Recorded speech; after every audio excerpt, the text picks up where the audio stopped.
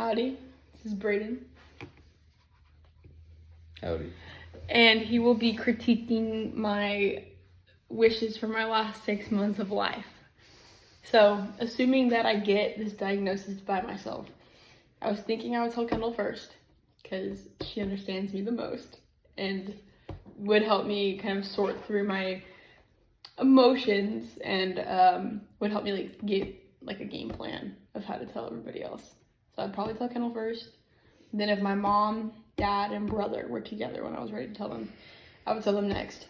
But if not, then I would call you second. But if they are together, sorry, you're third. I would tell them next. But because I feel like my mom would be very angry with me if I told her third. You know my mom. Fair. Yeah. So hence why they need to be together when I tell them, because my mom would be angry if my brother or my dad knew before her, and I think that my dad and my brother would feel hurt. They wouldn't be mad or angry, but they would be hurt that I told them after my mom, if that makes sense. So they need to be together. Then I would tell you, and then I'm incorporating Kendall's critique into this one because I like her critique more than my original plan. So then I can go by myself, or family can go with me. But to tell my family in California, I was going to go to California and then get them all together at my grandma's house for a dinner or something like that. I'd be like, hey guys, I'm terminally ill. I'm dying in 6 months. Not like that, obviously, but that's kind of what the that's what the dinner's for.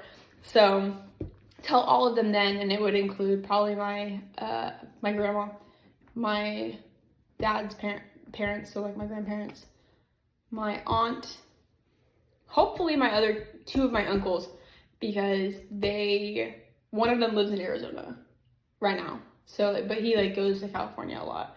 So hopefully he's in California when I'm terminally ill. So then I could tell them all at the same time. Then I would take a separate trip to go visit my dad's brother, because he lives kind of far in California.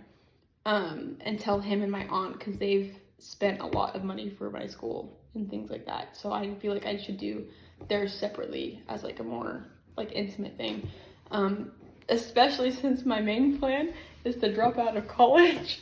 Sorry, I was offering. I mean, I know, I'm hey, you give me a lot of money to do college, but I'm terminally ill, so I'm not finishing it. But thank you for your money and your support. But it's kind of going down the drain. But tell them obviously in a nice way. But I feel like that needs to be a separate visit. So I'd probably tell the majority of the people first, and then go to Napa. Where are they actually located? It's close to Napa, but then go over there and tell them.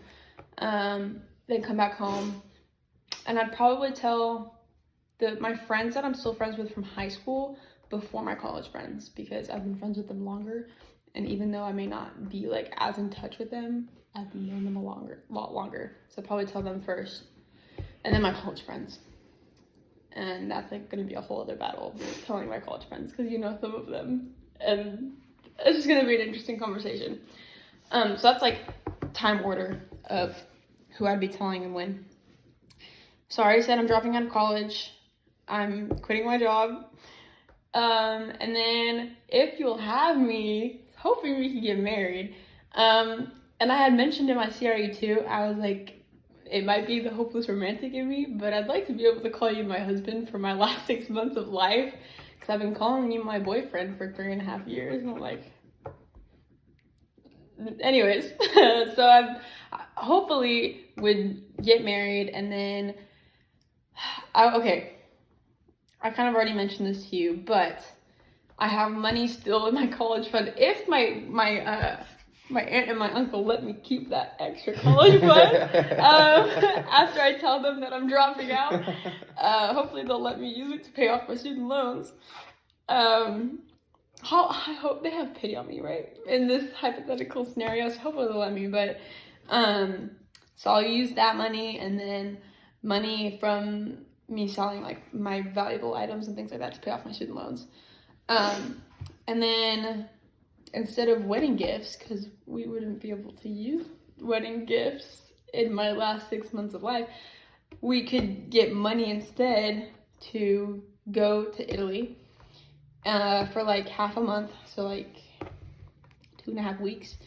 And obviously we're gonna be there for a month, but the first 2.5 weeks would be for like the honeymoon. Then the last 2.5 weeks, depends on the month though, it could be 2 weeks. Anyways, the last part would be with the family, because we've been meaning to go on like a family vacation. They would join us, like you're invited to. So, appreciate it. because you're part of the family now, because we're married. So, yeah. So that would be the last part. So then my parents can get work in order. And I figured Josh would let you take a trip to Italy if I'm dying. Probably. So I would hope. So I feel like you could probably go to him and be like, hey, can I take the next couple weeks off? Because Alexa's dying. She wants to go to Italy. I feel like he'd say yes. Anyways, so that's like one thing that we had to put in the series, like how likely is it that your family members will be able to take off work if you're traveling or something like that. Like it's I feel like it's pretty likely that they'll let you take off work. But there's that, and then when we come back, that's when I'm telling extended friends. So like people I'm not really close with, but like I'm like.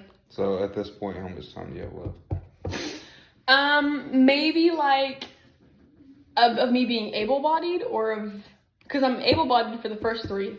Right. Bedridden for the last 3. How much time have we been on to up to this point? This will be about a month and a half in. Okay. So I'll have a month and a half of me being able-bodied and another 4.5 months. Yeah, I did that math right. 4.5 months of being alive. Okay. But I want to see other people and like family and friends while I'm able-bodied, because I don't want them to remember me bedridden. Unless they want to come say a final goodbye right before I die. But like I don't really want them to remember me like that. But besides the point.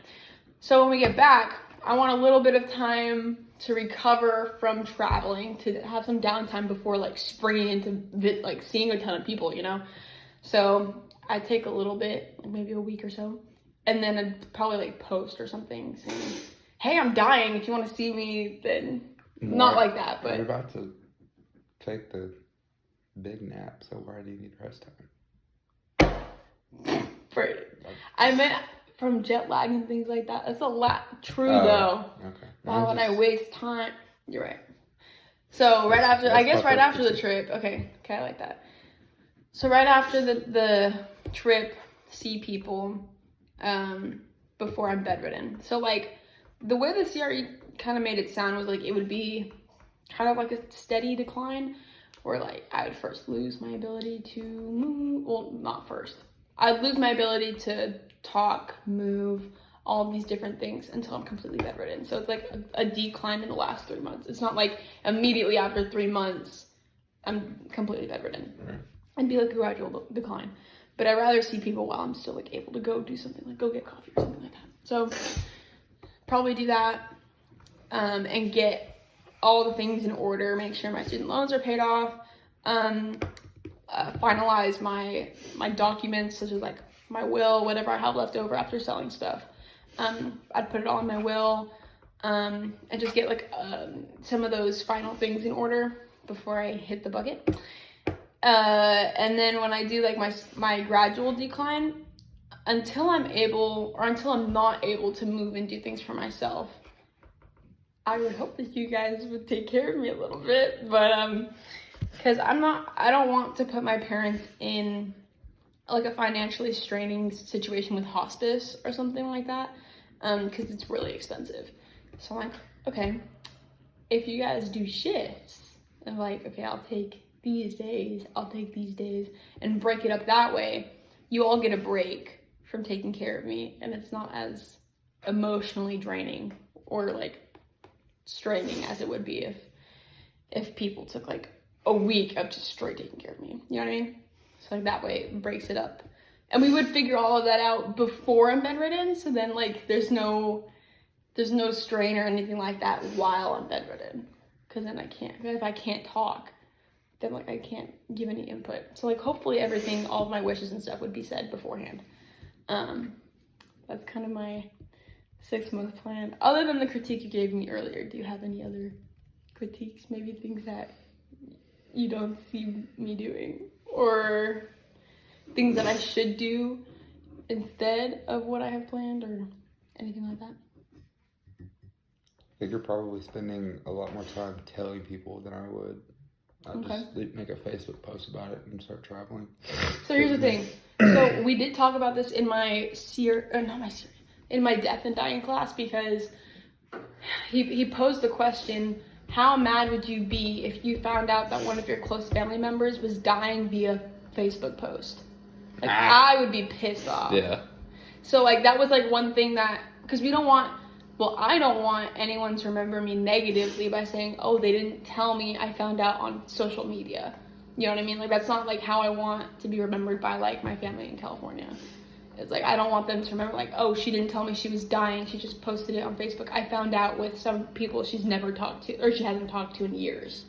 You know what I mean? Like, for them to find out at the same time as, like, someone that I was friends with in middle school that I haven't talked to since middle school, but, like, that they found out at the same time, I think would give them, like, a negative, like, last memory of me. Yeah. You know? So that's, like, the reason I said, for my close family and friends, I would tell them either on a phone call or in person. And, like, especially, too, if I'm able to get more than just one in a group at the same time. Because, like, for extended family, I mentioned in my CRE that I would have my mom and dad call them to tell them. So then, like, because I feel like it'd be really emotionally draining for me to be telling all of these people that I'm dying. Yeah. So, like, that's why I'm, like, hoping I can get people together in one place and tell them all at the same time. So I'm not, like, taking individual visits to visit everybody and tell them. So, but, like, all of that to say, like, I did think about that, but I'm like, I would be pissed off if my aunt was dying and I found out via Facebook post. Yeah. I would be happier if my mom told me than if I found out on Facebook. It doesn't have to come directly from her, but if my mom told me, I would feel better about it than knowing at the same time as everyone on her Facebook. If that makes sense. So you want to spend your last 6 months making everyone else feel alright that you're leaving? No, just like no. I'm not dissing. I'm just No. Yeah, no, not the last 6. I'm saying, like, for the first few days of me knowing, I would tell people, my close family and friends. Okay. I wouldn't spend that long, because I can bang out 5 phone calls in an hour or 2 hours, you know, depending on how much they want to talk to me. Right. But it wouldn't take, like, weeks to tell people. Well, that wasn't, because now that I don't have homework and I don't have school because I'm dropping out, I can spend all day just, like, talking to people about it. So. That makes sense. I think it's a solid plan. Huh? Solid plan. Solid plan. Is it realistic? Yeah, I think so. So you would marry me? Mm-hmm. Aww. He's pressured. He's on camera. It's on camera and you're right there. Feel the lights. But you would? Yep. Okay. Anything else? No. You don't have any comments? Anything you think I should do with my 6 months that I didn't already put in there? Because so far I have just, like, drop out of college, get married, Mars concert with me. drop out of college, go to Italy, get married. I mean, like, Let's go to Vegas. So after Italy, then what? That's when I would, like, make the post and just see people. I wouldn't want to spend every day seeing people, though, because, like, I want some time with another thing that I had in there was spend time with family. So, like, whether that be just, you know, making cookies and playing cards all together or something, just to spend quality time. It would be, like, ideal. It's like, you know that my social battery can drain really fast. So, like, seeing people every day, that would just be exhausting. And I'd probably get kind of sick of it. So, obviously, I don't want to spend, like, every day seeing someone. So. I don't know. I feel like your social battery may change when you're dying. You may not think about it. Wow, that was really philosophical. Really deep. No, I'm not being sarcastic. That was actually really good. I didn't think of that. Oh, That's good. I like that. I'm gonna put that in there. Anything else? I don't have any other critiques. You don't have any. So that basically just means my plan is really solid. Sounds like it. Cool. Well, it's because you use my critiques. True.